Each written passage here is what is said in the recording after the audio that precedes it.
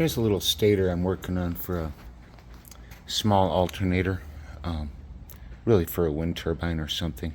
I don't know. I'm probably just having too much fun with my new 3D printer and figuring out how to draw some parts. But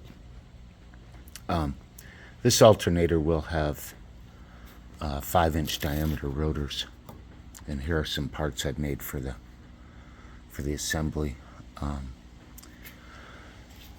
These place the magnets, and this is a unnecessary cage that if I didn't have this center part, I'd put this on here to keep the magnets from flying out, but this will serve that purpose. This is a hub. It'll run on a 1/2-inch shoulder bolt, so it'll thread into a 1/2-13 something, maybe a wind turbine, and this fits in here.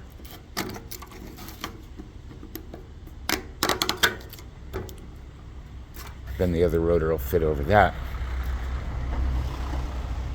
and the stator fits into this cutout part here. And this will be a 3-phase machine, so 8 magnets, 6 coils. The magnets are 1-inch diameter. The coils are 1.9-inch diameter.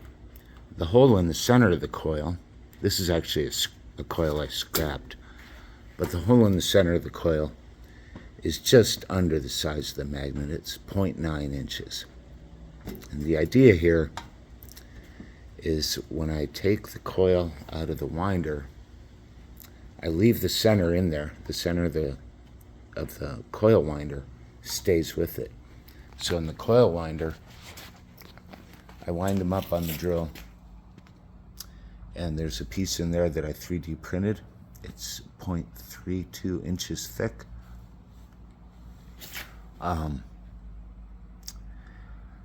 They're easy to print, so I print 1 per coil. So they stay with it, and this whole thing comes off pretty nicely. And then I take it over here and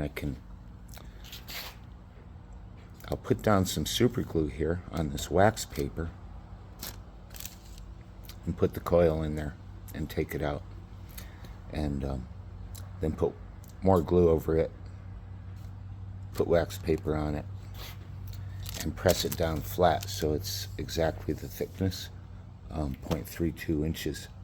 So it comes out pretty nice. It's you can see the stator is nice and thin, and the coils are nice and thin, and we'll see how this works. It's a little bit tricky, but not too hard. I have yet to wire all these together. Anyhow, I'll get this wired up probably tonight and see how it works. This particular one, I don't have a specific goal in mind for this alternator other than to get data from it. I do know that the voltage I get per RPM at a given RPM is directly related to the number of turns. So in this one, I've got an average of 117 turns per coil. They're all coming up right between about 112 and 120, 21. But basically, I'm just winding the coils now so that I fill up this. And when this is full, right up to the edge, I know that it'll fit those holes perfectly.